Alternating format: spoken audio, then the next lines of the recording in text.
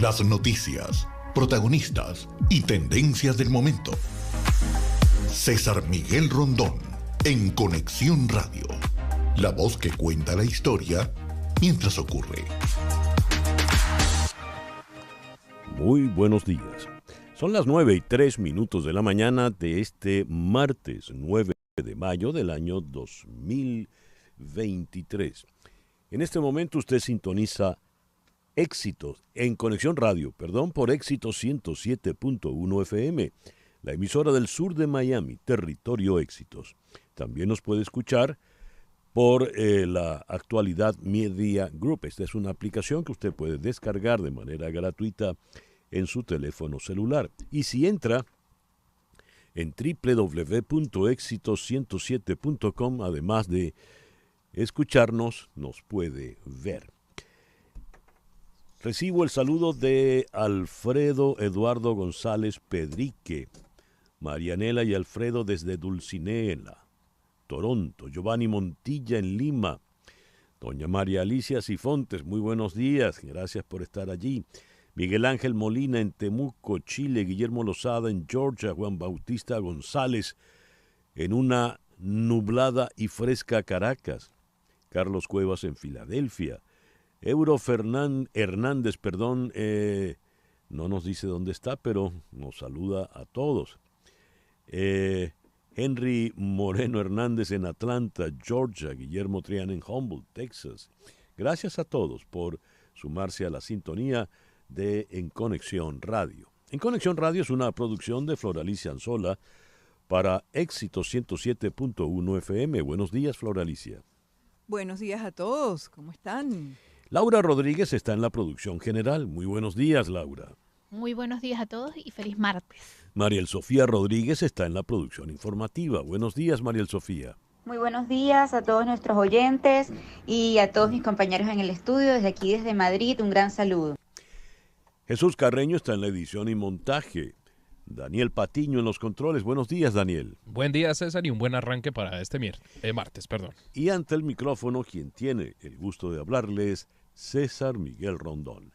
Hoy es el día de San Gregorio Ostiense, de San Isaías Profeta, San Beato de Vendón, San Dionisio de Vienne y San Geroncio de Ficocle. En el calendario astrológico de Enrico Mariani, el día de hoy tenemos a la luna menguando en Capricornio. La luna de Capricornio es la luna para recuperar el tiempo perdido, es la luna para trabajar en solitario, es la luna para dedicarse a todo aquello que requiera mucha concentración, excelente para comenzar a dedicarse a una actividad muy, muy puntual, comenzar una carrera, por ejemplo, y es excelente para todo lo que tiene que ver con las finanzas. Luna menguante en Capricornio, Sol en Tauro y Mercurio retrógrado, pues para este martes 9 de mayo del año 2023. Cuando repartamos en la agenda del día, hoy es el Día de Europa, así que vamos a ocuparnos de la situación de Europa a la fecha de hoy, cuando tenemos una guerra, de nuevo una guerra en Europa. Hoy es el Día de la Victoria, por ejemplo, cuando ya se acabó la Segunda Guerra Mundial formalmente con la rendición nazi, pues muchos años después vuelve a haber guerra en Europa. Esto lo vamos a abordar con el profesor Joan López Alegre de la... no tengo aquí la información del foro, pero ya se las voy a decir. Cuando vamos a nuestras efemérides, tenemos que el 9 de abril de 1502, Cristóbal Colón zarpó en su cuarto y último viaje a América. El 9 de abril de 1605, día importantísimo, se publica la primera parte del ingenioso hidalgo Don Quijote de la Mancha, firmado por Miguel de Cervantes Saavedra. El 9 de mayo de 1883 nace don José Ortega y Gasset, uno de los principales filósofos españoles. El 9 de mayo de 1940 en Alemania se autoriza la eutanasia. En 1936 nace una gran actriz británica, Glenda Jackson. En 1945 logran las fuerzas aliadas capturar a Hermann Göring, quien en el juicio de Nuremberg sería el principal líder nazi sometido a juicio y logró, antes de ser llevado a la horca, hacerse con una pastilla de cianuro y se suicida en plena celda. A la fecha de hoy es un misterio cómo Göring pudo obtener esa pastilla de cianuro. 9 de mayo de 1945, la Unión Soviética celebra el Día de la Victoria, perpetuando esta conmemoración hasta el sol de hoy. El 9 de mayo de 1960, Estados Unidos se convierte en el primer país en legalizar la Birth Control Pill, la pastilla para el control de la natalidad, o la pastilla anticonceptiva, como se ha conocido. El 9 de mayo de 1962, Rómulo Betancourt ilegaliza al Partido Comunista de Venezuela y al movimiento de izquierda revolucionaria, cuando ya la violencia izquierdista, guerrillera, tanto rural como urbana, empezaba a intentar derrotar a el gobierno constitucional de Betancourt. El 9 de mayo de 1978 es asesinado por las Brigadas Rojas el líder de la democracia cristiana italiana, Aldo Moro. El 9 de mayo de 1994, Nelson Mandela hace historia al convertirse en el primer presidente negro de Sudáfrica, marcando así el fin del apartheid y abriendo el camino para una nueva era en la historia surafricana. El 9 de mayo de 1939 nació Ricardo Aguirre en Maracaibo, el Monumental, la Grace Zuliana. 9 de mayo de 1949 nace en el Bronx, Nueva York, Billy Joel. 9 de mayo de 1952, es decir, hoy está cumpliendo 71 años, la cantante de tangos Adriana Varela. Y a las 9:11 dejamos el tango atrás para hacer contacto con Hani Martínez Ward. Muy buenos días, Hani, ¿cómo estás hoy? Muy buenos días, feliz martes para todos y como siempre estamos aquí para dar los mejores consejos a la hora de un accidente. Nadie quiere estar en un accidente, nadie quiere pasar por ese momento tan difícil, pero lo peor que usted puede tener es estar sin un abogado desde la escena del accidente. Créame que la compañía de seguro de la persona culpable solamente está para ayudar al culpable, para no pagar dinero o para pagar lo mínimo. La única manera de que usted le paguen el 100% es teniendo un abogado de por medio. ¿Y a qué 100% nos referimos? El 100% del arreglo de su carro, que no usen piezas viejas, sino nuevas, que si es pérdida total le dé todo el dinero que usted le debe al banco, también el tratamiento médico, si usted está lesionado, tiene un dolor en el cuello, tiene un dolor en la espalda, tuvo una lesión por el cinturón de seguridad, de que le puedan pagar su tratamiento médico al 100%, y por derecho, usted tiene también derecho a una compensación monetaria, dinero en su bolsillo por ser lesionado, porque ya su salud después de un accidente nunca va a ser igual. Por ello es bueno que usted tenga el teléfono de Hani Martínez Ward, abogada de accidentes. Anote, por favor, 855-DOLOR55, 855-DOLOR55, que equivale a 855-365-6755. Le repito, 855-365-6755. Guárdelo ya en la memoria de su teléfono celular. ¿Algo más, Hani? Eso es todo. Recuerde que usted no tiene que pagar un centavo a la compañía de seguro del culpable, nos paga a nosotros. Si no ganamos dinero, pues usted tampoco nos debe un centavo. Muchísimas gracias, Hani. Repito los teléfonos. 855-DOLOR55, que equivale a 855-365-6755. Muchísimas gracias, Hani. Hani Martínez Ward, abogada de accidentes. 9:13. El editorial con César Miguel Rondón.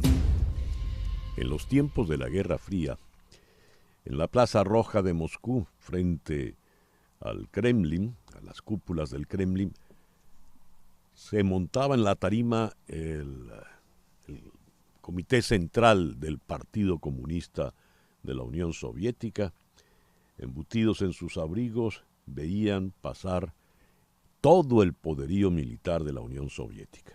Misiles gigantescos, tropas perfectamente disciplinadas que marchaban a paso de ganso, tanques, muchísimos tanques.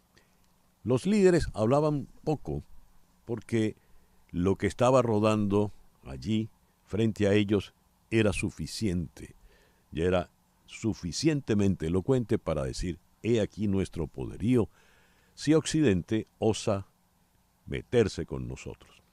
Repito, tiempos de la Guerra Fría.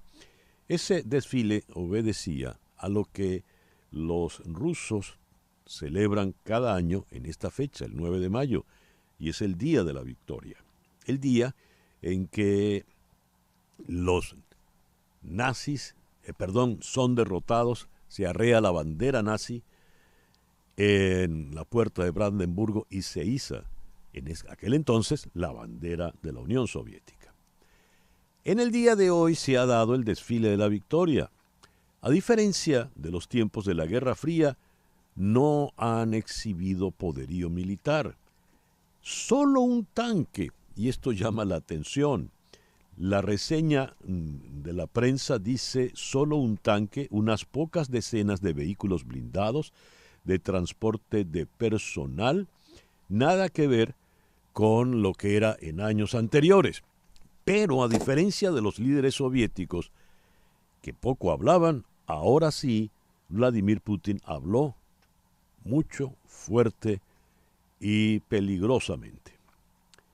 Dijo: se ha emprendido una guerra real contra Rusia debido a las ambiciones descontroladas. Hoy la civilización se ve de nuevo en un punto de inflexión decisivo. De nuevo, advirtiendo que la referencia que él está estableciendo es a los días de la guerra mundial. Una guerra real, habla de él, contra Rusia, porque esa es la visión que tienen. Él ha insistido en que ha sido Europa, ha sido la OTAN y por tanto Estados Unidos los que han obligado a Rusia a invadir Ucrania, que para ellos no es tal invasión, sino una recuperación de territorio. ¿Cómo debemos interpretar estas palabras de Vladimir Putin? Quizá puedan ser una fanfarronada, él está subiendo el tono al discurso con el paso de los días, o quizá pues en efecto va a algo mayor. Lo cierto es que estamos ya por entrar al verano y más de uno advierte que ya debe ser el momento de la contraofensiva ucraniana, si es que esta se da. 9:17 de la mañana. Noticias de Estados Unidos con César Miguel Rondón en Conexión Radio. El presidente Joe Biden se reunirá con los principales líderes del Congreso, republicanos y demócratas, para tratar de resolver un punto muerto sobre el aumento del techo de deuda del país. Ninguna de las partes parece dispuesta a comprometerse. La Casa Blanca destacó recientemente cómo los recortes republicanos podrían dañar las prioridades de los conservadores y apuntar a los veteranos militares que viven en distritos electorales republicanos vulnerables, según Axios. Mientras tanto, los republicanos en su mayoría presentan un frente unido al pedir una reducción del gasto a cambio de elevar el techo de la deuda. La secretaria del Tesoro, Janet Yellen, llamó a los líderes empresariales para advertirles sobre las peligrosas consecuencias de la política arriesgada actual, cita textual para la señora Yellen, según Reuters. Sin embargo, un inversionista de bonos legendario cree que el enfrentamiento se resolverá y recomienda a los comerciantes que compren deuda estadounidense a corto plazo. El presidente Biden y su homólogo mexicano Andrés Manuel López Obrador discutirán hoy las preocupaciones sobre una creciente crisis fronteriza. Ambos países se preparan para las consecuencias del fin del Título 42 el próximo jueves, una política de la era de la pandemia que permitió a los agentes fronterizos expulsar rápidamente a los migrantes que entraban, devolverlos a México. Los funcionarios estadounidenses se están preparando para un aumento en los cruces de migrantes que podría duplicarse a 13,000 por día. La Casa Blanca desplegó 1,500 soldados en la frontera para demostrar su determinación. Las implicaciones políticas son enormes, con un colaborador cercano de Biden que le dice al Financial Times: si perdemos las próximas elecciones, será en la frontera sur, no en Ucrania, cita textual. Hay una crisis en la salud mental de los jóvenes. Una señal de la gravedad es la avalancha de nueva legislación en el Congreso que intenta aprobar para abordarlo, y muchos de los proyectos de ley se centran en el impacto de las redes sociales en las mentes jóvenes. El proyecto de ley más reciente de los representantes Brian Stahel, republicano de Wisconsin, y Becca Balint, demócrata de Vermont, se presentará hoy. La ley de protección en línea de las mentes jóvenes es quizás la más sencilla y no impone ninguna prescripción política. En cambio, ordena al Centro de Servicios de Salud Mental, la oficina federal que trabaja para prevenir y tratar los trastornos mentales, que elabore una estrategia para abordar los impactos de las redes sociales en los jóvenes. El gobernador de Florida, el republicano Ron DeSantis, firmó ayer 3 leyes que pretenden, cito, contrarrestar la influencia maligna del Partido Comunista Chino en el estado de Florida. Entre estas leyes figura una que prohíbe el uso de la aplicación TikTok en oficinas y universidades públicas. Cito a DeSantis: creemos que cualquier utilidad que tengan estas aplicaciones se ve claramente superada por el beneficio que el Partido Comunista Chino obtiene de la extracción de datos y de poder recopilar información. Cita textual para Ron DeSantis. Y hoy se espera que un jurado de Manhattan comience las deliberaciones en un caso de agresión y difamación contra el expresidente Donald Trump. El año pasado, la autora y columnista de consejos E. Jean Carroll demandó a Trump por presunta agresión sexual y difamación. En 2019, la señora Carroll hizo públicas por primera vez las acusaciones de que el expresidente la agredió sexualmente en el vestidor de una tienda por departamentos en los años 90. Trump ha dicho que la señora Carroll no es mi tipo y calificó sus acusaciones como un engaño y una mentira. Ahora, después de un juicio de 2 semanas, ambas partes han presentado sus argumentos finales. 9:21 de la mañana. Una pausa y regresamos con la información de Venezuela, América Latina y el mundo. Esto es En Conexión Radio. Continuamos en breve con César Miguel Rondón en Conexión Radio por Éxitos 107.1 FM. 9:24 de la mañana. Lo que ocurre en Venezuela con César Miguel Rondón en Conexión Radio. La Sala de Cuestiones Preliminares de la Corte Penal Internacional negó la petición del gobierno de Nicolás Maduro de responder los testimonios de más de 8,000 víctimas que presentaron sus denuncias y apoyaron que se continúe la investigación contra Miraflores. Los jueces de la sala consideraron que los alegatos del Estado venezolano no son lo suficientemente precisos como para permitir a los jueces determinar la procedencia de conceder una autorización para responder, según explicó la ONG Provea en Caracas.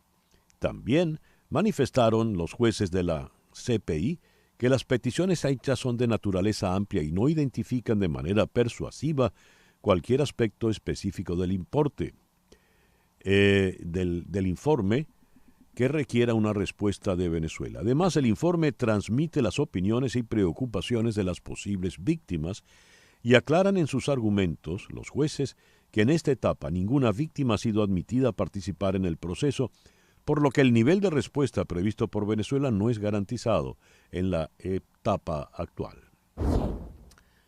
Primarias. La gran pregunta: ¿qué venezolanos en el extranjero pueden votar en la primaria de la oposición? De acuerdo con el artículo 4 del reglamento de primarias, podrán participar en la elección primaria los venezolanos ya inscritos en el registro electoral del Consejo Nacional Electoral para votar en el exterior y los que están inscritos en el registro electoral en Venezuela, pero residan fuera del país.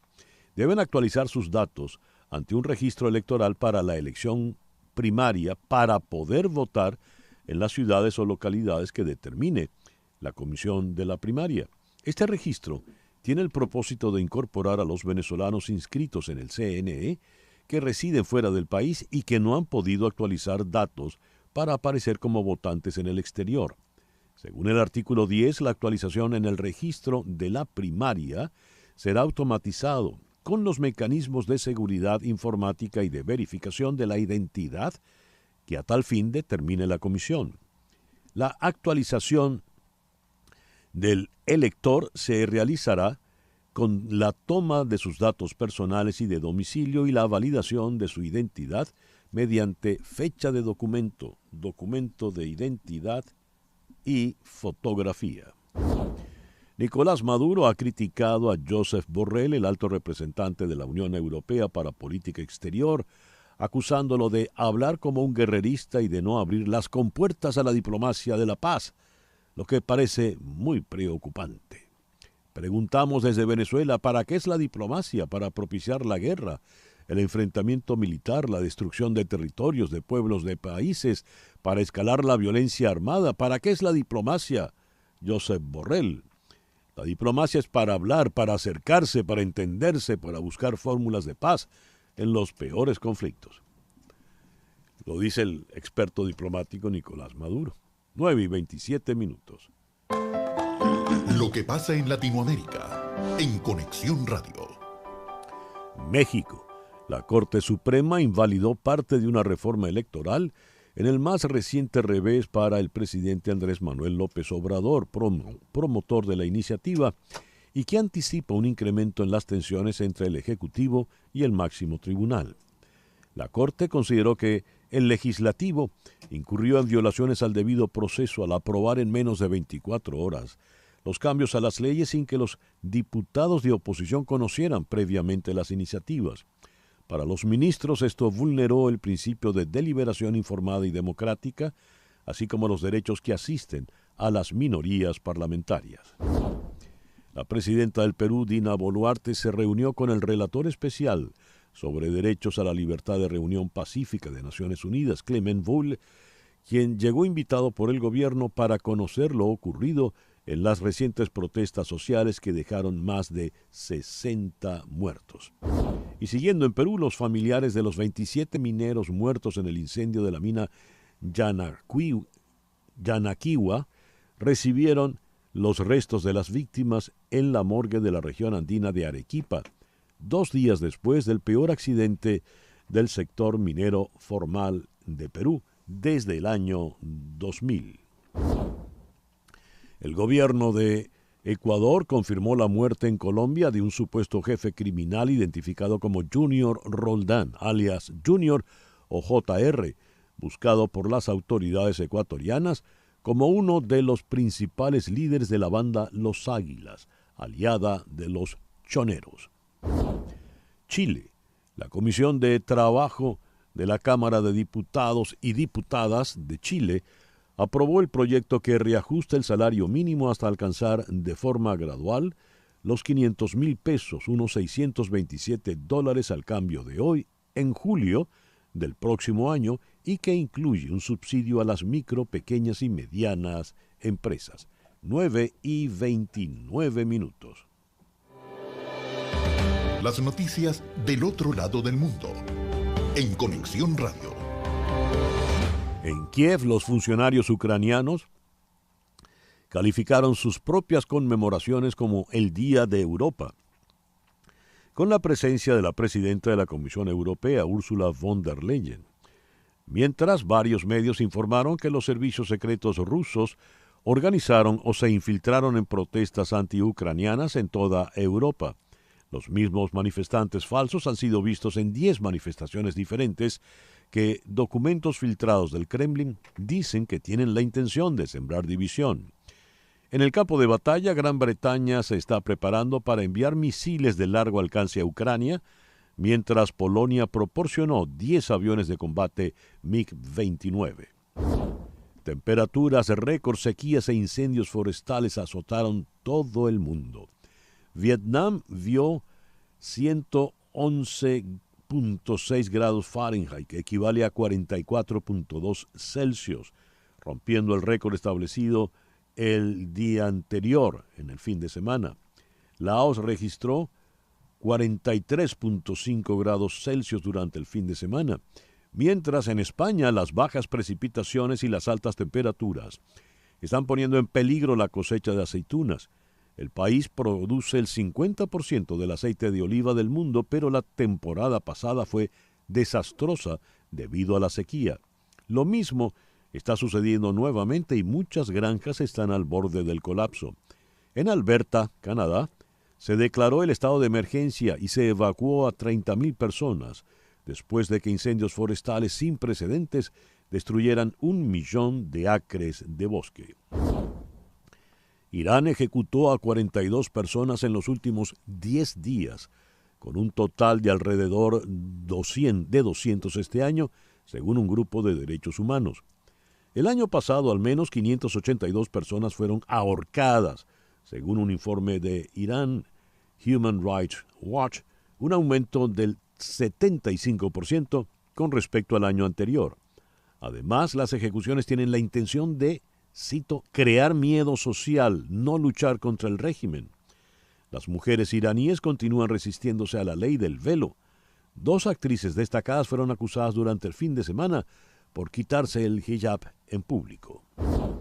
El principal líder de la oposición de Turquía acusó al gobierno de Recep Tayyip Erdogan de encubrir el verdadero estado de la economía y de las finanzas del país antes de las reñidas elecciones del próximo domingo. Kemal Kılıçdaroğlu sugirió que los datos económicos oficiales no son confiables y pidió una entrevista sobre la bolsa de valores de Turquía que, según en una entrevista, se había convertido en una herramienta de robo. Israel mató a 3 altos mandos del grupo insurgente Yihad Islámica en ataques aéreos selectivos a primera hora del día de hoy, martes. Las autoridades sanitarias palestinas reportaron 13 fallecidos en total, incluyendo los comandantes, sus esposas, varios de sus hijos y otra gente que estaba cerca. Los ataques contra zonas residenciales densamente pobladas prepararon el terreno para una nueva ronda de intensos combates. Alcanzaron la planta superior de un edificio de apartamentos en la ciudad de Gaza y una vivienda en la localidad sureña de Rafah. Según el Ministerio Palestino, 20 personas resultaron heridas y las ambulancias seguían evacuando a gente de las zonas atacadas. 9:33 de la mañana. Al entrar en las noticias de Estados Unidos, tenemos que hoy el presidente Biden tiene una reunión muy importante con los líderes parlamentarios. Keith McCarthy por un lado y por otra parte Schumer, demócrata. ¿Qué se puede esperar de esta reunión? En Washington, en la línea telefónica, está Natalie Salas Guaitero de La Voz de América. Muy buenos días, Natalie, ¿cómo estás? Gracias por atendernos. Hola César Miguel, muy buenos días y gracias por esta oportunidad. Bueno, como tú hacías la pregunta, ¿qué se puede esperar? Algunos expertos señalan que en esta oportunidad poco.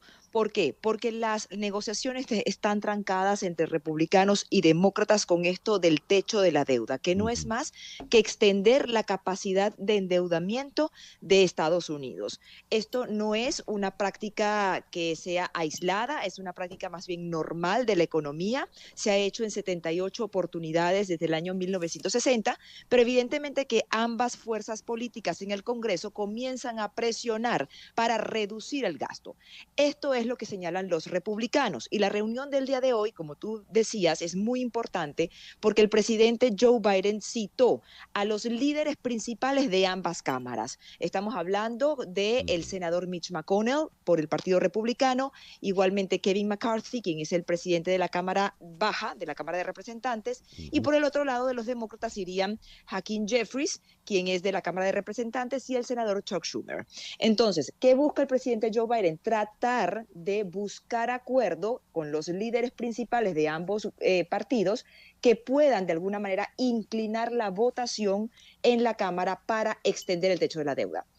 El Partido Republicano insiste en que hay que hacer recortes, en que el gasto público es demasiado excesivo, y esto se une también, recordemos, al fin de los beneficios de emergencia por la pandemia de COVID-19 que finalizan justamente este jueves, 11 de mayo, y que si bien cada estado lo ha hecho de manera particular, esto es una orden federal que de alguna manera también viene a cambiar o a colocar las partidas en otros programas que son muy importantes para el presidente Joe Biden. Específicamente lo que tiene que ver con programas sociales y con cambio climático, algo a lo que los republicanos quisieran meter un poco más la lupa.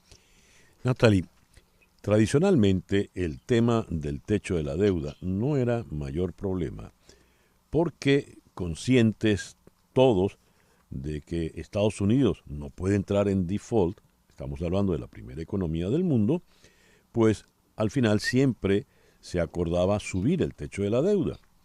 En esta oportunidad la situación partidista es muy tensa, no pareciera que son los políticos sensatos de antaño y ahora los riesgos son verdaderos. ¿Qué se dice con relación a ese acuerdo que antes era tácito para subir el techo de la deuda? Porque los republicanos dicen hay que recortar el gasto público. Y el presidente Biden y la señora Yellen han dicho sí. El detalle está en dónde se va a recortar. ¿Qué nos puede decir al respecto, Natalie? Sí, justamente esta es la segunda vez que el presidente Joe Biden en su administración pasa por esto, pero este Congreso es definitivamente diferente al anterior porque en el anterior los demócratas dominaban ambas, ¿no? Cámaras. En esta oportunidad tenemos que la Cámara de Representantes dominada por los republicanos, aunque por un margen muy estrecho. Ya se aprobó un primer acuerdo que no es del todo satisfactorio para los demócratas, puesto que recortaba, donde te señalaba, que era programas sociales y programas de cambio climático. ¿Qué se espera en esta reunión? Y como tú decías, las fuerzas políticas en este momento son aún más tensas, también tomando en cuenta que estamos en un año preelectoral y que ya se están sumando o ya se están realizando, desarrollando las agendas políticas respectivas para ver quién se queda con la casa próximo año. Entonces, en este momento particular, te hacía referencia a lo del fin de los beneficios de emergencia de la pandemia de COVID-19 del 11 de mayo, porque también expertos consideran que es posible que aquí el Congreso pueda de alguna manera reacomodar el dinero. Ahora, ciertamente, como tú lo explicabas, César Miguel, el hecho de que Estados Unidos pueda caer en un impago sería como dice la secretaria del Tesoro, Janet Yellen, sería algo desastroso, no solamente puertas adentro, sino también para el mercado bursátil mundial. Claro. Por lo cual están negociando para poderlo extender. Este tipo de negociaciones políticas y presiones se tienden a presentar siempre, pero a la final, generalmente, hay humo blanco. Leo en Semáforo. Están jugando con una bomba económica cuya debacle ocasionaría pérdidas por trillones de dólares. Vamos a traducirlo a billones de dólares. Si esa bomba estalla, Biden y McCarthy van a pasar a los libros de historia como los peores líderes. ¿Ese es el espíritu que está imperando en este momento allá en Washington? Definitivamente esa es una de las opciones que se han planteado, pero no es el espíritu que se tiene aquí en Washington. Es la negociación, De hecho, la razón por la cual, y el propio presidente de la Cámara Baja, Kevin McCarthy, ha señalado que es necesario reducir el gasto, que van a estar viendo o supervisando pues, el gasto público, pero que definitivamente la idea no es llegar a un impago. Eso sería, como dices tú, con consecuencias catastróficas a puertas adentro por la pérdida, incluso cierre de gobierno, cantidad de personas que trabajan con el gobierno o directamente que tienen negocios con el gobierno, no que pertenecen directamente a las agencias gubernamentales, se van a ver afectadas igualmente, sobre todo, César Miguel, la credibilidad del país. Claro. Estamos hablando de que Estados Unidos es una referencia de pago y de soporte económico. Razón por la cual es la advertencia de Janet Yellen, la secretaria del Tesoro, esto pudiera de alguna manera desequilibrar el mercado bursátil al perder Estados Unidos la posición que tiene en este instante de un compromiso, de un socio realmente fiable en materia económica. Natalie, te agradezco inmensamente estos minutos en la mañana de hoy. Muy agradecida a ti, César Miguel. Feliz día. Igual para ti. Natalie Salas Guaitero, de La Voz de América, desde la ciudad de Washington. 9:41 de la mañana, una pequeña pausa. Al regreso venimos con nuestro foro para el día de hoy, #Día de Europa. Esto es En Conexión Radio, por Éxito 107.1 FM en Miami. En un momento regresamos con César Miguel Rondón en Conexión Radio por Éxitos 107.1 FM. Entramos en nuestro foro en la mañana de hoy con el #Día de Europa. Hoy es el día de la victoria, el día en que, como comentábamos, se arrea la bandera nazi y se iza la bandera soviética.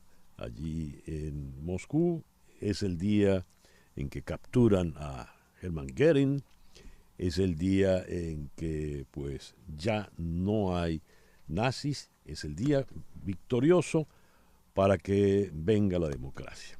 En realidad fue la Guerra Fría. Y con el paso del tiempo los europeos entendieron pues que no tenía sentido seguir matándose entre ellos, seguir haciendo guerras cruentas, terribles, en un territorio continental verdaderamente pequeño si lo comparamos con otros. Ahora se está celebrando el Día de Europa en un contexto bélico nuevamente. Tenemos una guerra en Ucrania, donde el señor Vladimir Putin acusa a Europa, la OTAN y por tanto Estados Unidos, de obligarle a él a avanzar en territorio ucraniano que para él no es un país independiente, sino un antiguo territorio no de la Unión Soviética, sino del Imperio zarista. ¿Qué es Europa hoy por hoy? ¿Y cuál es el riesgo real que podría representar este nuevo escenario bélico? Para abordar el tema, tenemos en la ciudad de Barcelona, la Barcelona mediterránea, aclaratoria que solo hacemos los venezolanos, porque tenemos una Barcelona caribeña, ¿no?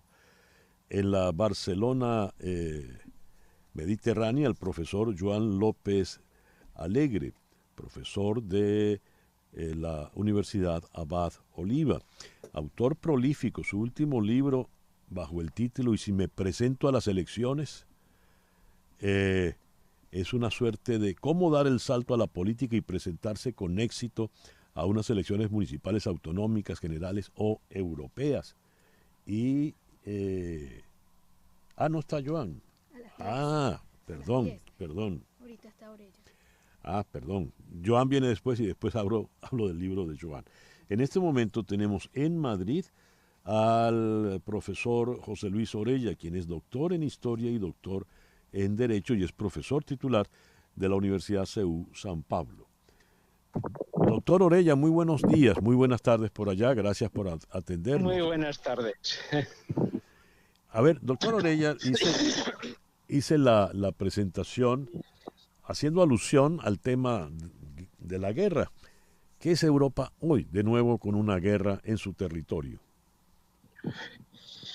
Hombre, desde luego es un gran interrogante que pone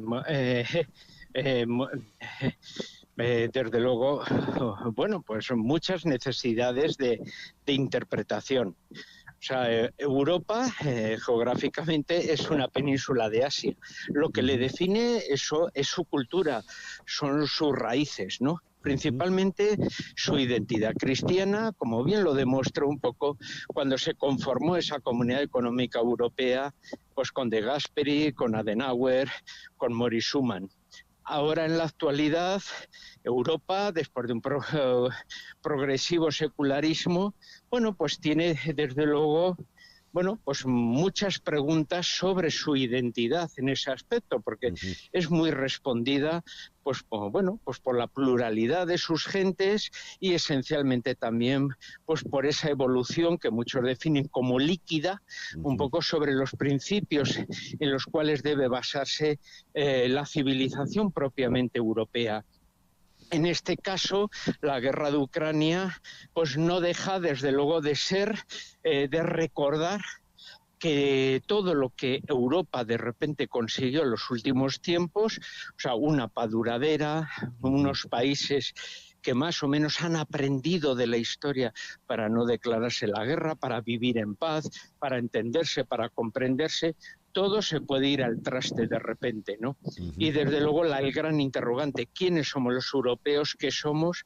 Cuando, bueno, pues como hemos dicho un poco al inicio, Europa antes estaba bien claro lo que era por su identidad y civilización, y ahora pues hay muchísimos interrogantes que vienen de fuera y que parece que quieren arramblar con lo que en definitiva siempre fue el patrimonio cultural europeo, que fue su herencia desde luego cristiana, ¿no? Ahora, en el libro La idea de Europa de George Steiner, que ya un clásico, él habla de 5 axiomas que sirven para definir la esencia europea. Alude al café, no tanto a la infusión como al café en tanto sitio, ¿verdad?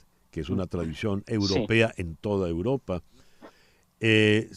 Alude al paisaje a escala humana, a las ciudades europeas plagadas de nombres ilustres, cosa que solo ocurre en el continente europeo. A la doble ascendencia, él habla de Atenas y Jerusalén, y al sentimiento de una inevitable mortalidad de la civilización europea. Esto lo decía en el año 2005. Esa mortalidad de la civilización europea está en pie, está vigente para usted, doctor Orella, perdón. Sí.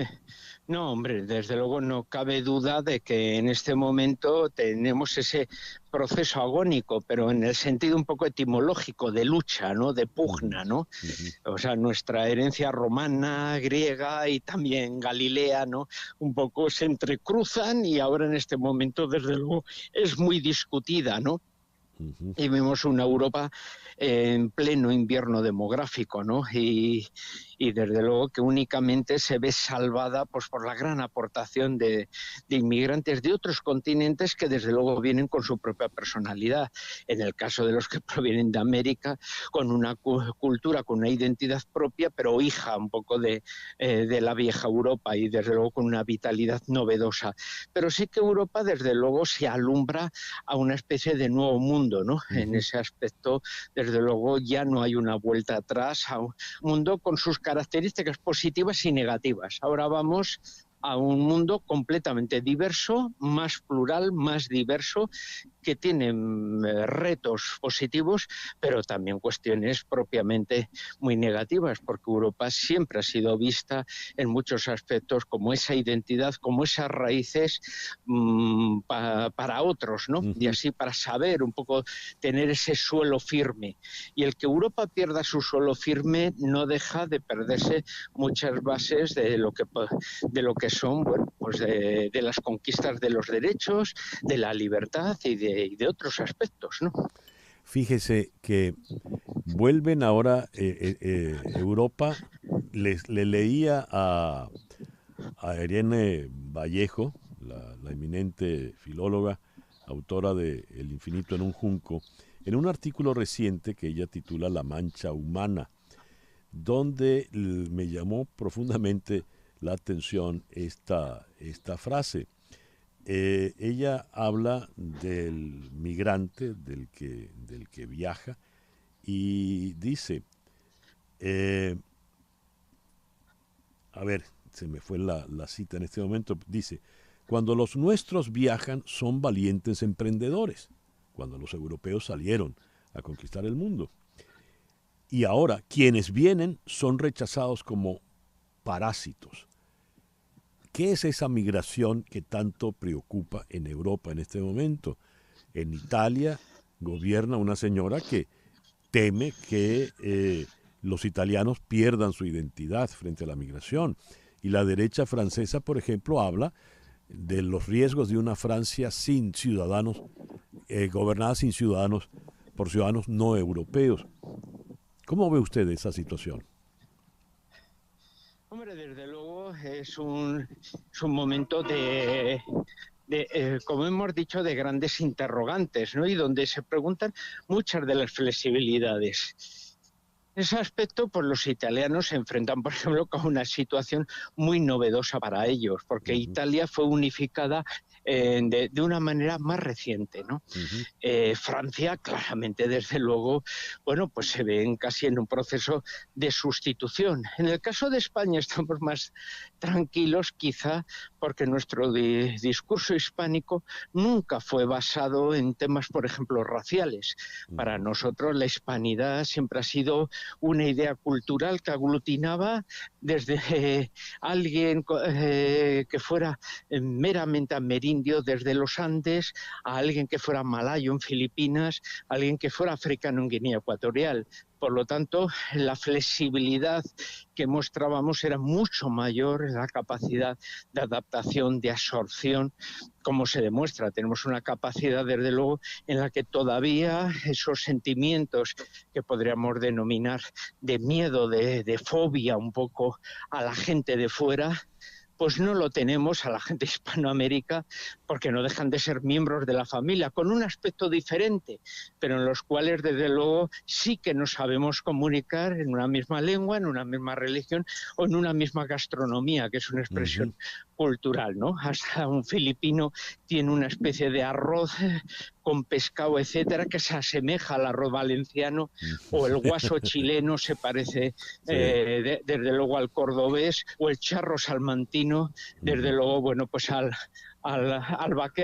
vaquero mexicano. Entonces, esas comunidades nos permiten al mundo que podríamos denominar hispánico tener más flexibilidad y tener un modelo de convivencia que desde luego, bueno, pues nos da desde luego pues una mayor capacidad de adaptación y de enseñanza a otros europeos que no la han tenido, que sus experiencias fueron en el siglo XIX, fueron más bien unas experiencias coloniales más de tipo depredador y por lo tanto ahora tienen, bueno, esa experiencia de presencias de personas con problemáticas de integración, de no saber cómo, podemos decir, aprovechar la riqueza de todos en una verdadera integración social, ¿no?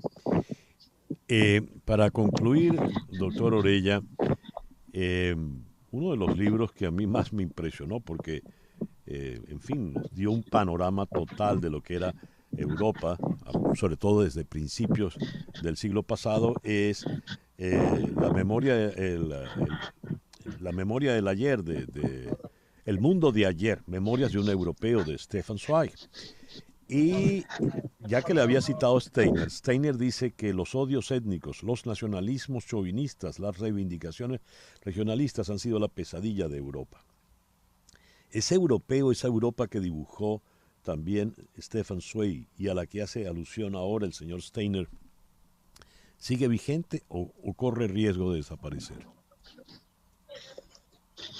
Hombre, en ese aspecto es que, como bien ha dicho, un poco por la larga historia de Europa marca una Europa que es mater magister, ¿no? Es una madre de la historia y es un retrovisor que nos ayuda a ver el pasado para ver mejor el futuro, ¿no?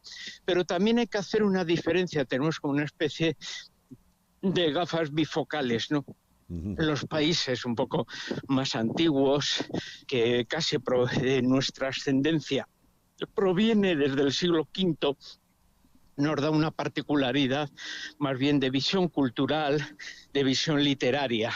Los países que nacieron, que son curiosamente gran parte, ¿no?, de las nuevas naciones europeas, provienen del XIX, provienen del romanticismo del XIX y están muy enmarcados en los términos de raza, de lengua, que curiosamente son los puntos de vista más proclives en la actualidad a analizar muchas veces las identidades, y curiosamente son los que más son utilizados para rechazar precisamente al otro, para evitar integraciones, etcétera, ¿no?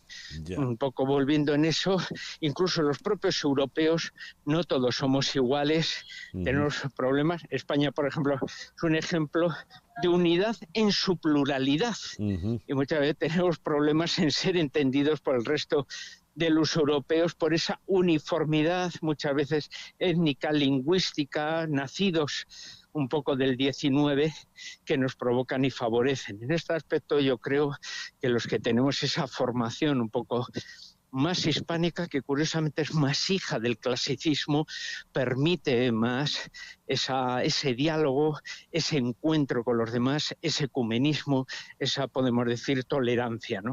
Ya. Doctor Orella, le agradezco mucho que nos haya acompañado en esta mañana, en este foro sobre el Día de Europa. Le agradezco inmensamente, de verdad.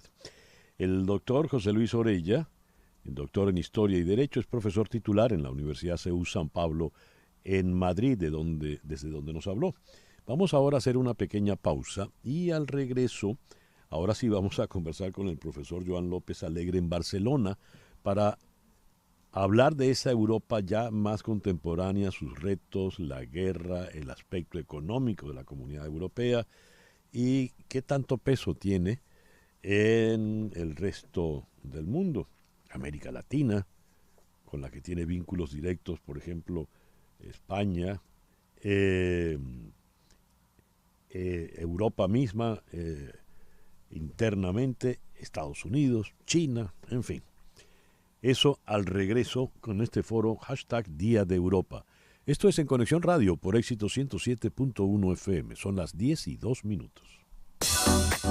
En un momento regresamos con César Miguel Rondón en Conexión Radio por Éxitos 107.1 FM. Sintonizas a César Miguel Rondón en Conexión Radio por Éxitos 107.1 FM. Son las 10:06. Hablemos de Betty Car. Tienen el carro que se adapta a tus necesidades, te lo entregan con la mecánica al día, pulido, limpio y con garantía. Pero lo mejor de todo es que no necesitas ni social ni crédito. No tienes de qué preocuparte. Ellos se encargan de todo. Y si tienes poco down payment, también te ayudan a financiarlo. Síguelos en el Instagram, @BettyCarsMiami. Allí puedes ver la variedad de vehículos que tienen día a día. Llámalos al 786-470-9490. Repito, 786-470-9490. Betty Car, tu dealer de confianza. Las noticias de este momento en Conexión Radio. ¿Y cuáles son las noticias en este momento, Flor Alicia? Bueno, César Miguel, el responsable chino de Asuntos Exteriores, Qin Gang, advirtió hoy en Berlín del elevado coste que tendría para Europa una nueva guerra fría y pidió la cooperación de Alemania para garantizar la estabilidad económica a nivel global frente a la confrontación que, según dijo, alienta Estados Unidos. Cito, si la nueva guerra fría se vuelve una realidad, no solo tendrá un coste para China, sino también para Europa, afirmó en una comparecencia con su homóloga alemana Annalena Baerbock, en la que ambos no ocultaron sus numerosas divergencias. Qin saludó que Berlín rechace la necesidad del desacople propugnado por Washington con respecto a China, pero afirmó que Pekín sigue con gran preocupación la política de reducción de riesgos que plantea, entre otros, el gobierno alemán ya que puede destruir oportunidades de estabilidad y desarrollo. El jefe de la diplomacia china indicó que es preciso que Europa y China permanezcan abiertas y preserven un intercambio económico que es garante de prosperidad mutua y que no se debe politizar. Muchísimas gracias, Flor Alicia. Y esa noticia que acabas de leer, esas declaraciones del ministro de Exteriores chino, nos dan pie para la segunda etapa de nuestro foro de hoy, con el hashtag Día de Europa. El peso chino en la dinámica mundial, ¿de qué manera puede impactar a Europa? Vamos ahora a Barcelona, como decía antes, la Barcelona mediterránea, aclaratoria que solo hacemos los venezolanos porque tenemos una Barcelona caribeña. Allá en Barcelona está el profesor Joan López Alegre, profesor de la Universidad Abad Oliva, CEU, y un autor prolífico. El último libro que hemos recibido de él, Y si me presento a las elecciones, ¿cómo dar el salto a la política y presentarte con éxito a unas elecciones municipales, autonómicas, generales o europeas? Este libro puede ser un bestseller porque son las instrucciones precisas para ese que vive hablando mal de los políticos y de repente dice, bueno, yo me voy a presentar a las elecciones. Joan, muy buenos días, muy buenas tardes por allá. Muchísimas gracias por acompañarnos en el foro de hoy. Buenos días desde la Barcelona mediterránea, no la caribeña, aunque yo creo que me gustaría estar en la caribeña, que nunca la he visitado. No, la europea tiene lo suyo, ¿eh? Bueno, la caribeña también, claro.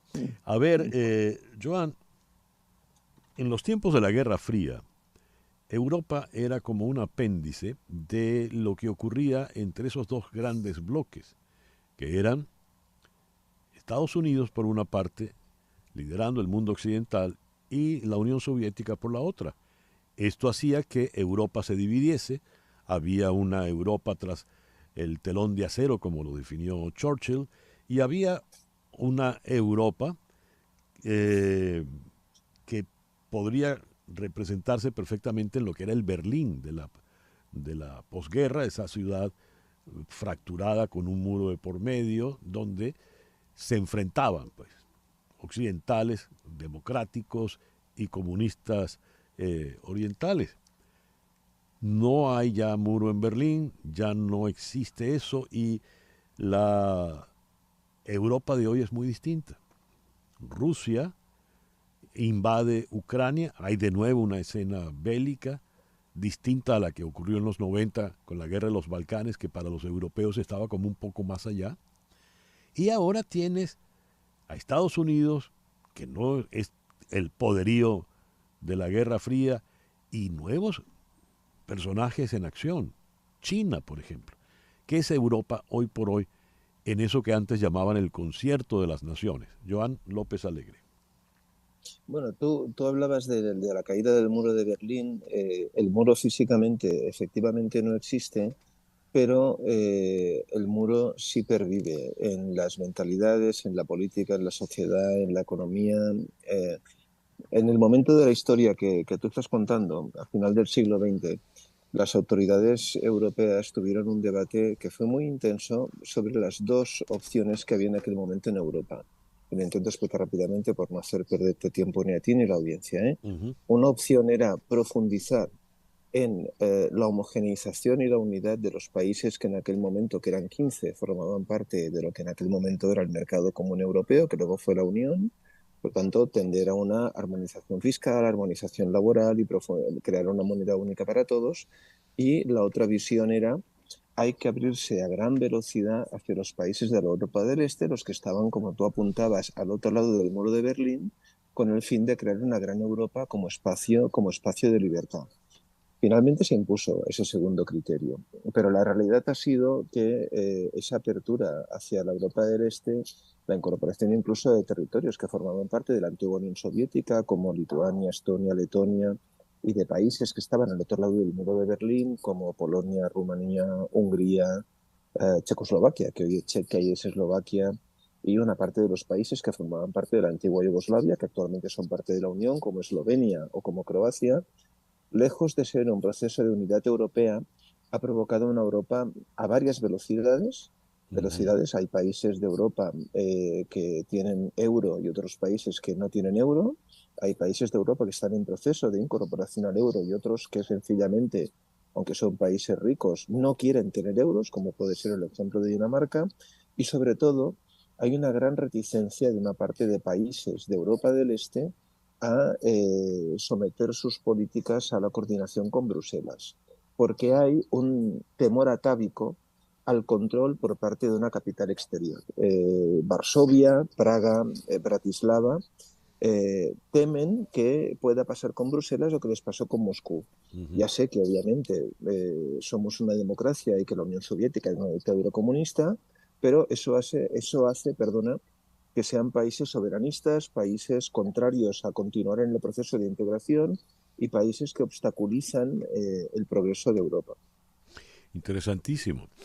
Ahora, Joan, hablemos de Europa hoy en el contexto ya de la guerra en Ucrania. ¿Qué puede ocurrir? ¿Cómo puede desarrollarse este proceso que va para largo, evidentemente? Mira, en este momento Europa tiene un bajo nivel de autoestima. El liderazgo alemán no está presente en ningún lado. El propio canciller Scholz, que podría ejercer un papel de liderazgo, como en el pasado había ejercido Angela Merkel, tiene una posición débil en su país. Hay países dentro de la Unión Europea que dicen, bueno, la invasión de Ucrania no está bien, pero tampoco son partidarios de una confrontación absoluta con los rusos. El caso de los húngaros obviamente es el caso más evidente, pero Hungría no es un país pequeño dentro de la Unión Europea y por lo tanto Europa vive dividida, vive temorosa y vive con dependencias económicas, incluso energéticas, y por lo tanto con contradicciones el tema de la guerra. Hemos sabido hace pocas semanas, por ejemplo, que España estaba comprando gas ruso a través de Marruecos, ¿no? Y luego el gobierno español ha dicho que ellos no sabían que lo que les vendía Marruecos era ruso. Bueno, cuesta mucho de creer, ¿no? Claro, Cuando actualmente claro. cualquier producto, por pequeño que sea, tiene una trazabilidad absoluta. Con lo cual, Europa puede levantar la voz, pero no puede ser definitiva en su confrontación con Rusia actualmente. Mencionaste el caso del canciller alemán en comparación, por ejemplo, con el liderazgo indudable que ejercía la señora Merkel. Y eso nos lleva a reparar pues, en los liderazgos. Hay momentos en que los líderes no están a la altura de las circunstancias y pasa lo que pasa. Hay otros momentos donde la historia deja personajes fundamentales. Churchill, por citar a uno, De Gaulle, por citar a otro. En la actualidad no pareciera que están esos personajes. ¿Cómo ves eso, Joan? No, Scholz tiene un gobierno de coalición a tres. Tú antes hablabas de la ministra de Exteriores alemana. Hay que recordar que es del Partido Ecologista, del Partido Verde. Alemania tiene un gobierno complejo formado por los socialdemócratas, los liberales, que es una cierta contradicción ideológica, y los verdes, pero actualmente las encuestas dan a la Unión Cristiana Demócrata por delante con gran diferencia del Partido Socialdemócrata. Y Scholz no ha sido alguien que haya tenido una gran incidencia en la Unión Europea. Sí. Y luego los otros, una vez el Reino Unido está fuera de la Unión Europea, más allá de los cambios constantes de liderazgo del Partido Conservador, los otros dos grandes países de Europa, Francia e Italia, claro, Macron sí es un gran líder, pero está en un tramo final de su mandato, está en el segundo mandato, y al igual que en Estados Unidos, la presidencia francesa tiene limitación de mandatos, y además Macron tiene, como tú sabes, con la reforma de las pensiones, huelgas constantes, manifestaciones, una posición política interna muy débil. Y luego Italia tiene un interesantísimo liderazgo emergente de Meloni, la nueva primera ministra, que además llegó al gobierno con posiciones políticas de derecha dura, pero está haciendo una evolución hacia la moderación, ha introducido cambios económicos importantísimos en Italia y Meloni puede ser una futura líder de Europa, porque hace falta, uno, tener características de líder y dos, ser líder de una de las grandes potencias europeas. Europa son 27, pero a nadie se le escapa que Malta, Chipre o Luxemburgo no son Francia, Italia o Alemania, para poner ejemplos extremos, ¿no? Y en estos momentos, por lo tanto, en Europa hay un vacío de liderazgo y el único liderazgo emergente, pero es aún demasiado pronto porque lleva poco tiempo en el gobierno, sería el de Giorgia Meloni en Italia. Y antes de cerrar esta conversación, España, Joan, por favor. Bueno, España vive un momento muy difícil, más allá de las elecciones autonómicas y municipales que hay el día 28, que si quieres otro día comentamos con más tiempo. No olvides que España es en este momento el único país de la Unión Europea que tiene al Partido Comunista dentro del gobierno de su país. Es una excepción en el conjunto de la Unión, ya que ahora hablábamos de Alemania. En Alemania el Partido Socialdemócrata tomó la decisión de dejar de lado a Die Linke, que sería el antiguo Partido Comunista de Alemania del Este, y pactar en cambio con el Partido Liberal. Sánchez se ha lanzado a una campaña electoral haciendo promesas demagógicas y populistas, regalando dinero para todo el mundo, para viajar en tren, para regalarles pisos, y todo eso comparado, por ejemplo, con la batalla que tiene para contener el gasto público que está teniendo Francia, pues auguran una situación de inestabilidad política y de tensión que como mínimo se va a alargar hasta las elecciones generales previstas para el primer fin de semana de diciembre de este año. Ya lo veo. Joan, muchas gracias por estos minutos en el programa de hoy.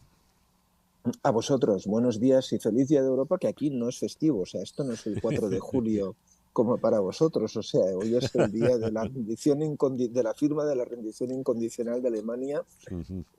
Aprovecho para mandar un abrazo muy fuerte a los familiares de muchos soldados norteamericanos que contribuyeron a la liberación de Europa y que desembarcaron un 6 de junio y llegaron hasta Berlín. Pero hoy lamentablemente no es un día festivo aquí, lo cual demuestra en realidad esa baja autoestima que te digo que tenemos los europeos. Interesante, de verdad. Gracias, Joan. El profesor, muy fuerte. Sí, el profesor Joan López Alegre, de la Universidad Abad Oliba CEU en Barcelona. 10:21 de la mañana, una pequeña pausa y ya regresamos en Conexión Radio por Éxito 107.1 FM en Miami. Una pausa y regresamos con César Miguel Rondón en Conexión Radio. Sintonizas a César Miguel Rondón en Conexión Radio por Éxitos 107.1 FM. Son las 10:24 de la mañana. Al repasar las noticias de Venezuela, leíamos temprano en la mañana, la Sala de Cuestiones Preliminares de la Corte Penal Internacional negó la petición del gobierno de Nicolás Maduro de responder los testimonios de más de 8,000 víctimas que presentaron sus denuncias y apoyaron que se continúe la investigación contra Miraflores. ¿Qué significa esto? ¿Qué implica esa decisión? En la línea telefónica en la ciudad de Caracas tenemos a la abogada, la doctora Rocío San Miguel, presidenta de la ONG Control Ciudadano. Rocío, muy buenos días. Gracias por atendernos. Muy buenos días, César Miguel. Siempre un gusto saludarte. Esta decisión es importante porque de alguna manera nos advierte sobre los pasos que están por seguir. Entre ellos, el más importante que están esperando las víctimas de presuntos delitos de lesa humanidad cometidos en Venezuela, y es que finalmente la CPI retome la investigación Venezuela 1, es decir, autorice al fiscal Khan a que continúen las investigaciones que se encuentran de alguna manera suspendidas por todos los recursos que ha interpuesto, recursos procesales, que ha interpuesto el Estado venezolano, el gobierno de Venezuela, y que continúa intentando introducir para seguir retrasando la continuación del procedimiento ante la CPI. Eso, en pocas palabras, es lo que ha sucedido y que es muy esperanzador, sin duda alguna, para las víctimas. Ahora, Rocío, la reacción del régimen puede desconcertar a más de uno. Te la leo. Esto es un despacho de la agencia EFE. El gobierno de Venezuela celebró el lunes, ayer, una reciente decisión tomada por la Sala de Cuestiones Preliminares de la Corte Penal Internacional, CPI, en la que, según el Ejecutivo venezolano, determina expresamente que, comillas, no existe ninguna víctima de crímenes de lesa humanidad reconocida como tal por el alto tribunal. A través de un comunicado, Venezuela explicó que la decisión adoptada el 4 de mayo reconoce que el informe de la sección de reparación y participación de las víctimas de la Corte Penal Internacional solo recoge las opiniones de víctimas potenciales, entre comillas, determinando así expresamente que hasta el momento no existe ninguna víctima reconocida como tal por la CPI. ¿Qué es esto, Rocío? ¿Cómo hemos de entenderlo? Sí, este comunicado es interesante, yo diría, por tres aspectos.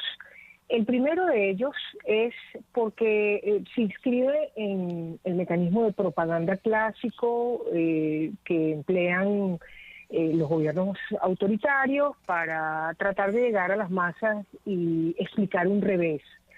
Recientemente acaba de ocurrir también con el caso del Esequibo y la decisión de la Corte Internacional de Justicia. Es decir, se venden las cosas de una manera muy infantil, podríamos decirlo, hecho de una manera muy gruesa para hacer ver que va ganando el gobierno en su lucha y en la revolución. Claramente, en lo que se introduce el gobierno es en señalar que no existen crímenes no existen víctimas de crímenes de lesa humanidad. Claro, van a existir cuando haya una sentencia. Claro. Eso ocurre con cualquier caso penal, incluso en Venezuela. Por eso siempre se dice presuntos culpables o presuntos autores. Es decir, no se puede juzgar y señalar a una persona de un delito hasta tanto no sea sentenciado, y es lo que hace la Corte. Por eso es que la Corte Penal Internacional habló de víctimas potenciales, y el gobierno se aferra a ese concepto de víctimas potenciales para decir la CPI reconoce que no hay víctimas. Claro, no hay víctimas, hay que investigar, y una vez que se determine por sentencia, habrá unas víctimas declaradas por la CPI y habrá unos culpables. Eso número uno. Número dos, me preocupa en ese comunicado que amenace nuevamente a quienes utilizamos los sistemas de protección internacional de derechos humanos en armas políticas contra la nacionalidad en Venezuela.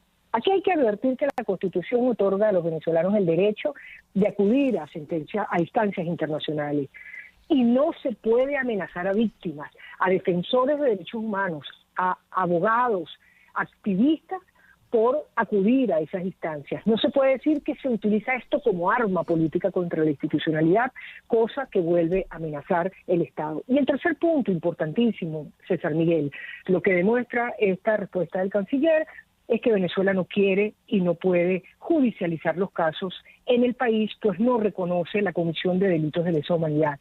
Yo creo que esto incluso termina por perjudicar al gobierno. Si partiera del reconocimiento que se han cometido graves violaciones a los derechos humanos, estaría diciendo, estamos en capacidad de investigar y no hace falta que la CPI lo haga. Creo que allí hay un error estratégico muy importante que va más rápido que tarde terminar perjudicando a quienes tratan de esconderse sobre este desconocimiento y sobre la acusación de falsedades del sistema de protección internacional de derechos humanos. Una última pregunta, Rocío. Me llamó la atención el calificativo que utilizaste para calificar la reacción de la Cancillería venezolana. Infantil. Es una reacción infantil. ¿Por qué infantil, Rocío? Bueno, porque busca engañar, digamos, a través de promesas que son poco creíbles. Es decir, quienes conocen el sistema internacional de protección de derechos humanos saben que son argumentos muy débiles lo que esgrime el gobierno. Quienes están siguiendo el caso venezolano saben que el gobierno se está negando a investigar a los mandos militares, a las cadenas de mando responsables de la comisión de crímenes.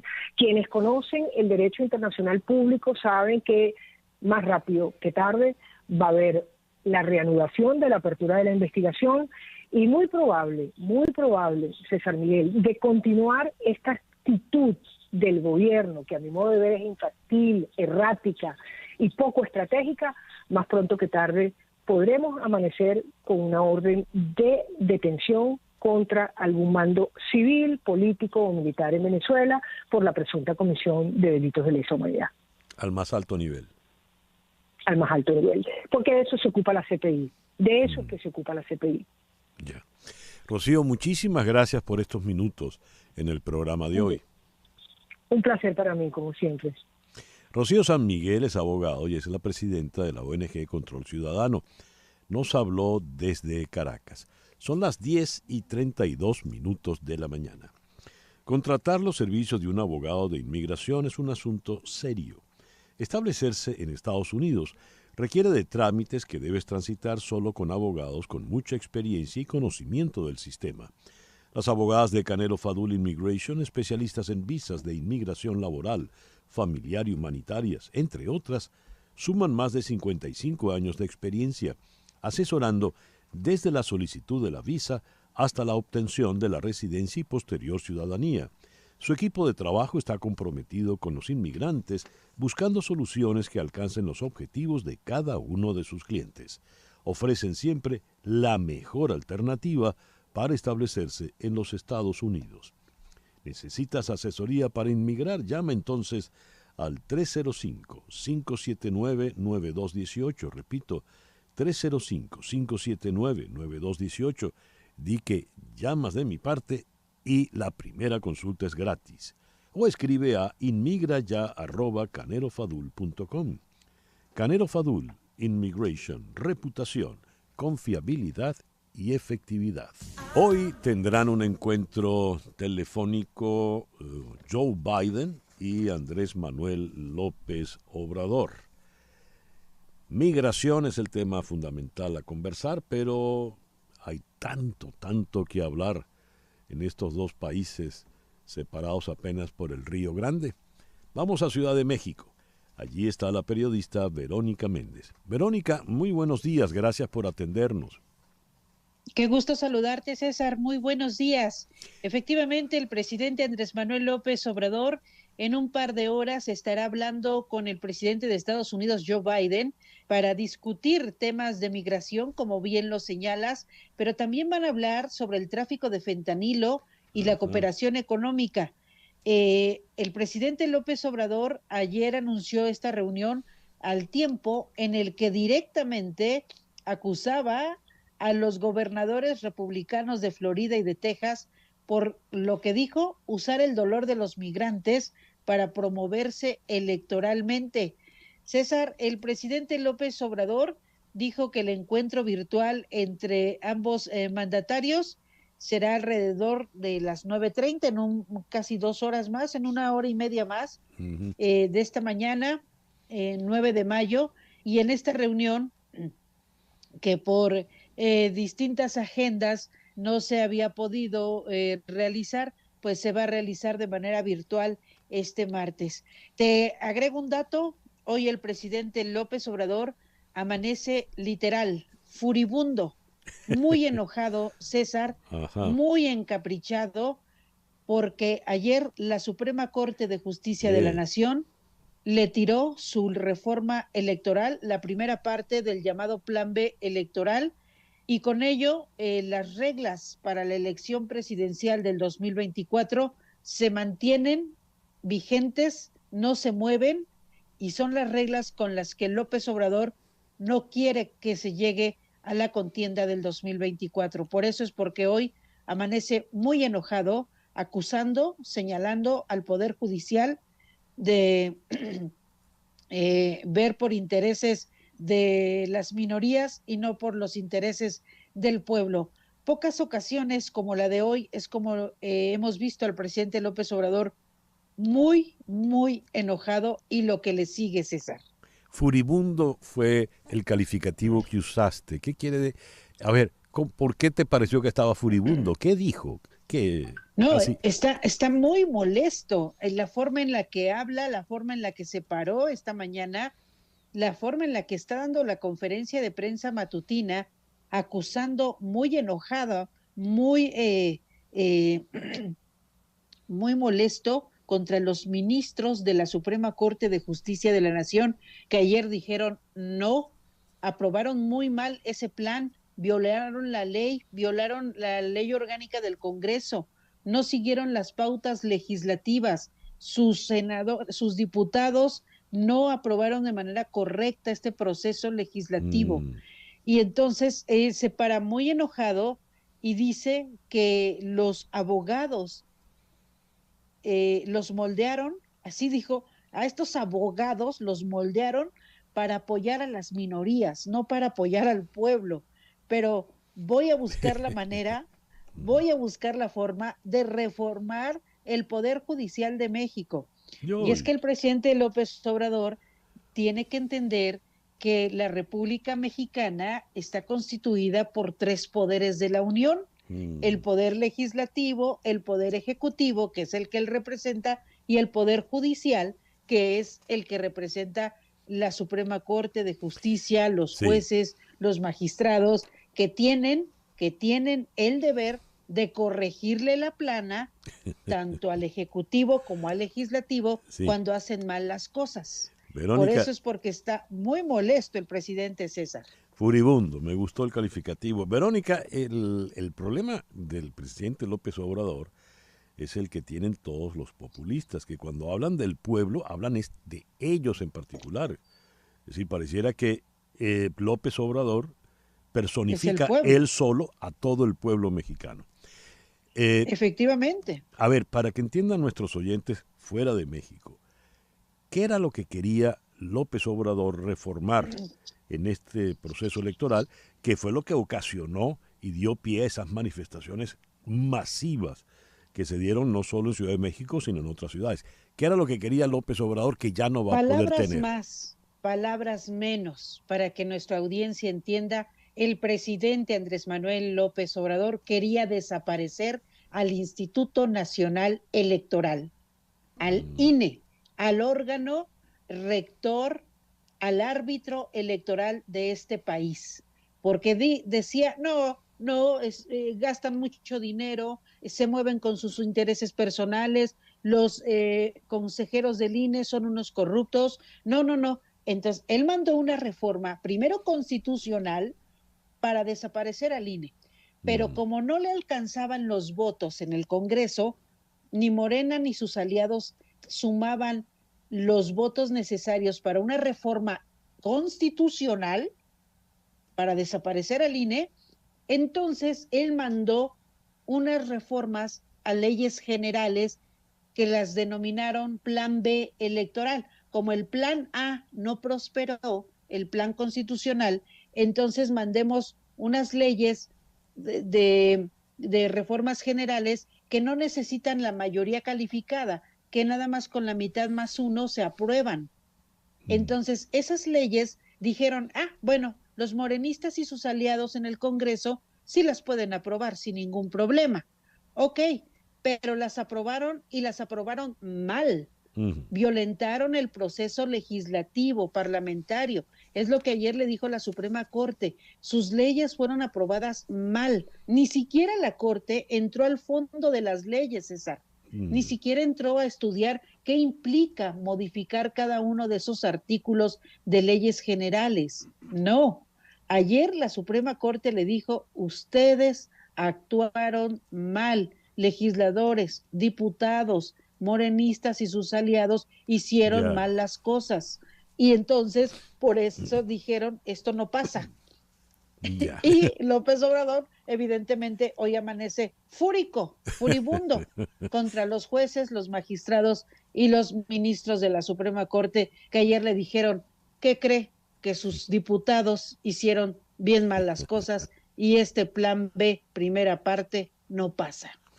Verónica, te agradezco mucho esta descripción tan detallada y tan completa de lo que ha acontecido y sobre todo de la rabia del señor López Obrador. Muchísimas gracias, Verónica. Un abrazo enorme, a la orden.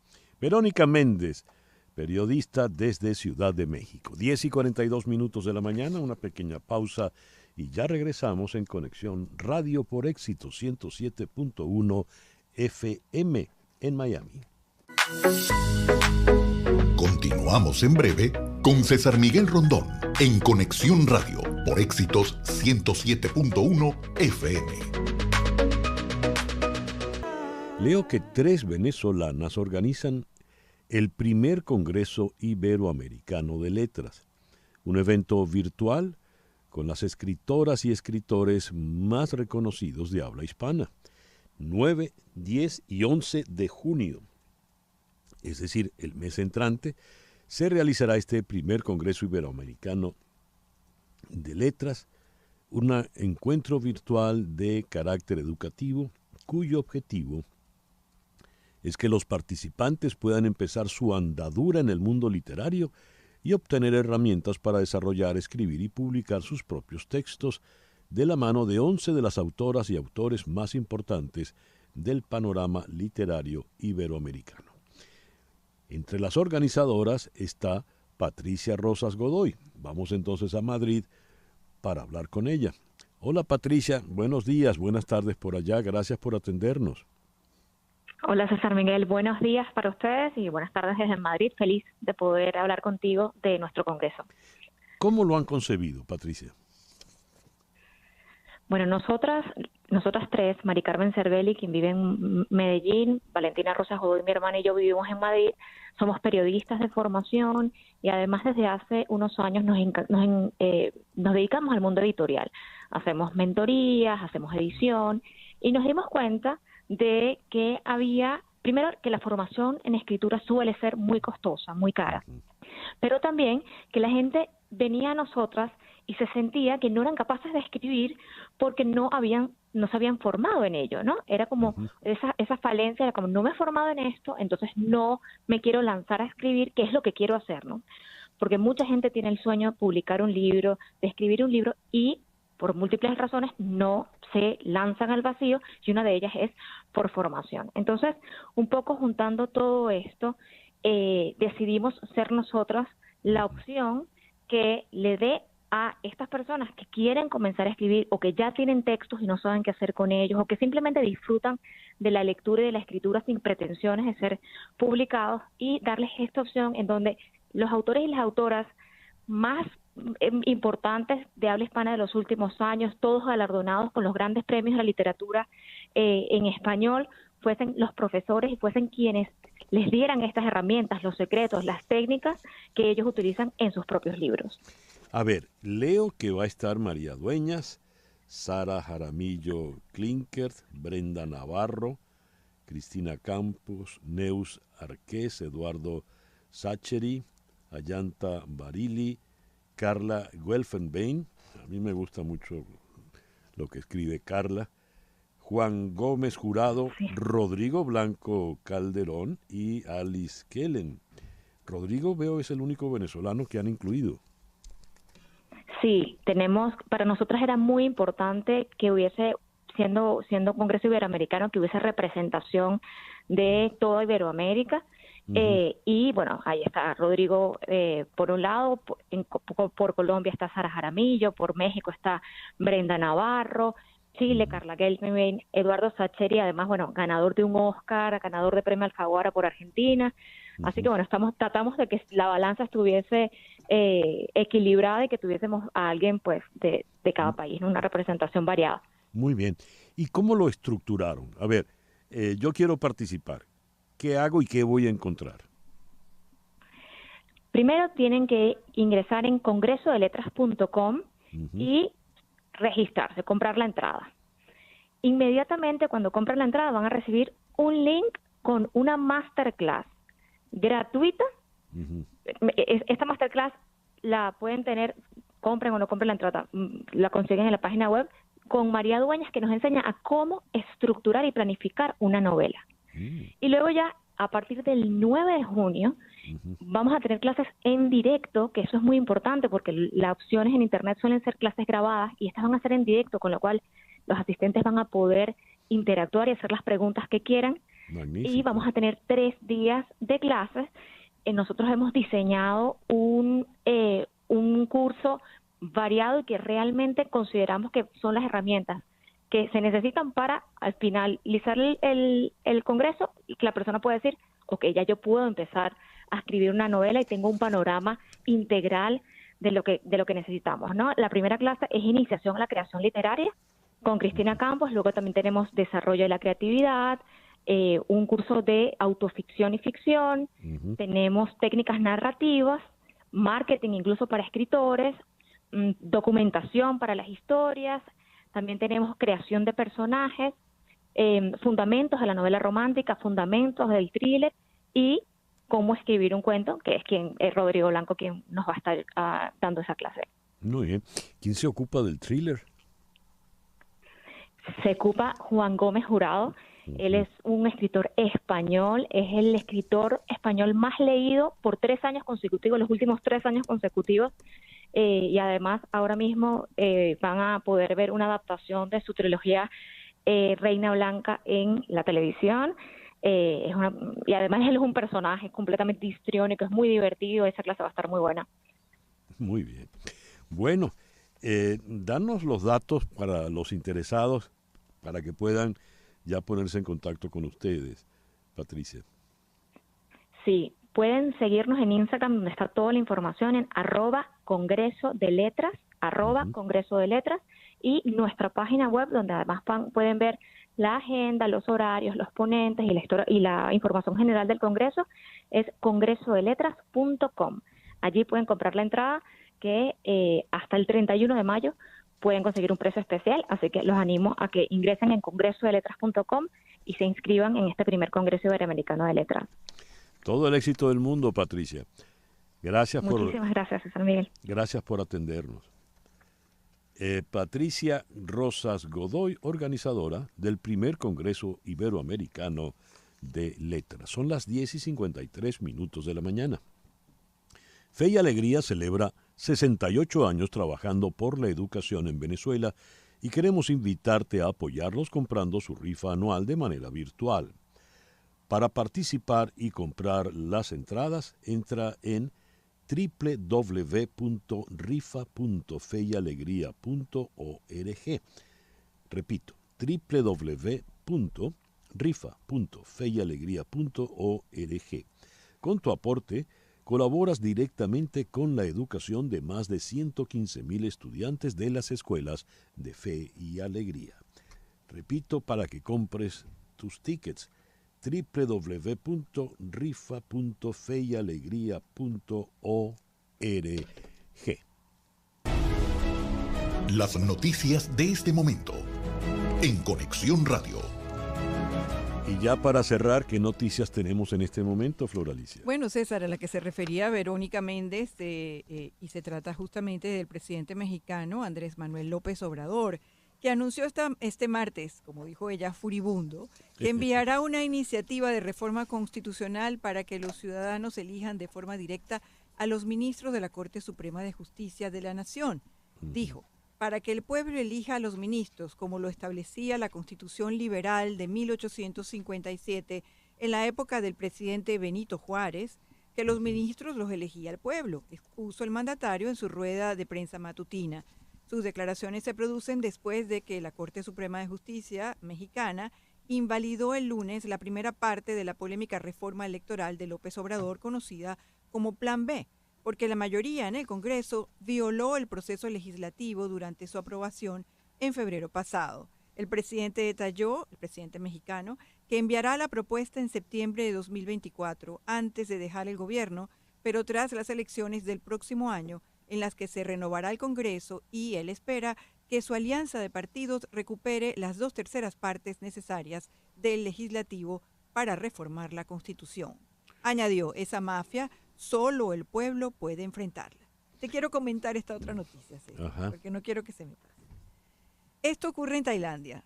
Regalar criptomonedas a millones de personas, congelar la deuda de los agricultores o legalizar los juguetes sexuales son ejemplos de la larga lista de medidas populistas propuestas por los partidos políticos de Tailandia de acuerdo a las elecciones generales que van a ocurrir este 14 de mayo. Wow.